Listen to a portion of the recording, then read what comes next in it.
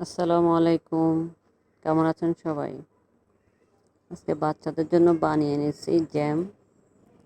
আমি বরাবরের মতোই বাচ্চাদেরকে বাইরের খাবার না দেওয়ার চেষ্টা করি, তাই এবারও ব্যতিক্রম না করেই বানিয়ে এনেছি। বাচ্চারা যেহেতু একটু জ্যাম দিয়ে পাউরুটি খাবে বলছে, তাই ঝটপট বানিয়ে নিলাম। আমি এখানে 2 ধরনের ফল ব্যবহার করছি।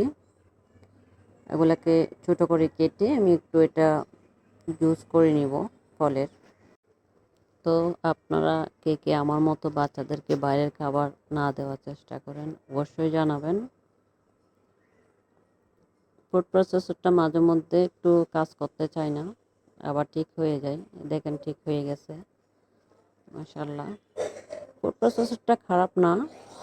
এটা নিয়েছিলাম আমি এই 800 কত টাকা দিয়ে, মনে হয় 850 এরকম কিছু একটা হবে। এই ধরনের টুকিটাকি কাজের জন্য আমার ভালোই সার্ভিস দেয় আমাকে। যাই হোক, আমি এখানে আঙ্গুরগুলোও দিয়ে দিছি।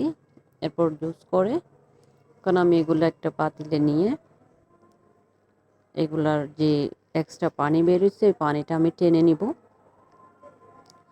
আর একটু নাড়ার উপর রাখতে হবে যেন নিচে লেগে না যায়। যাই হোক, পানিটা অলমোস্ট শুকিয়ে গেছে, একটু সময় ধরে শুকাতে হবে। এখন আমি এতে চিনিটা অ্যাড করব।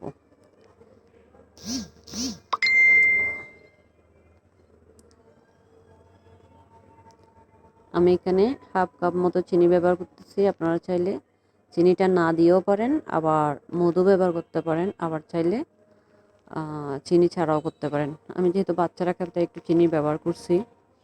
চিনি থেকে যে পানি বের হয়ে গেছে, চিনিটা তো চুলায় দিলে পানি হয়ে যাবে, ওই পানিটাই আমি এখন টানিয়ে নিব। ওইটা টানার পর বেসিক্যালি আসলে ইয়াটা হয়ে যাবে, জ্যামটা রেডি হয়ে যাবে। জ্যাম রেডি হওয়ার পর আমি এতে একটু লেবুর রস দিয়ে দিব। লেবুর রসটা দেওয়ার ফলে আপনি 1 মাস পর্যন্ত নর্মাল ফ্রিজে রেখে এটা খেতে পারবেন।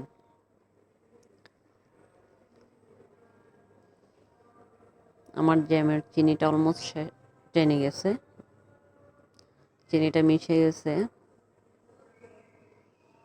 আপনাদেরকে দেখাচ্ছি, দেখেন এই যে গড়িয়ে পড়তেছে না, তার মানে জ্যামটা রেডি।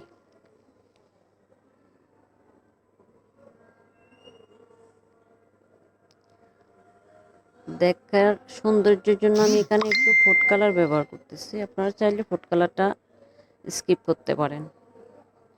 জাস্ট আমি দেখার সৌন্দর্যের জন্যই করলাম। ভালো না লাগলে কালারটা আপনারা স্কিপ করতে পারেন, অনেকেই কালার পছন্দ করেন না। আমি দেখার সৌন্দর্যের জন্য ব্যবহার করছি মূলত। যাই হোক, এটা আমি নেড়ে ছেড়ে ঠান্ডা করে কাচের বোয়ামে উঠিয়ে নিয়ে নর্মাল ফ্রিজে রেখে দিব এবং 1 মাস পর্যন্ত এটার মেয়াদ থাকবে। আমার রেসিপি ভালো লাগলে লাইক কমেন্ট শেয়ার করতে ভুলবেন না। ভালো থাকবেন। আসসালামু আলাইকুম। দেখা হবে নেক্সট কোনো রেসিপি নিয়ে ইনশাআল্লাহ।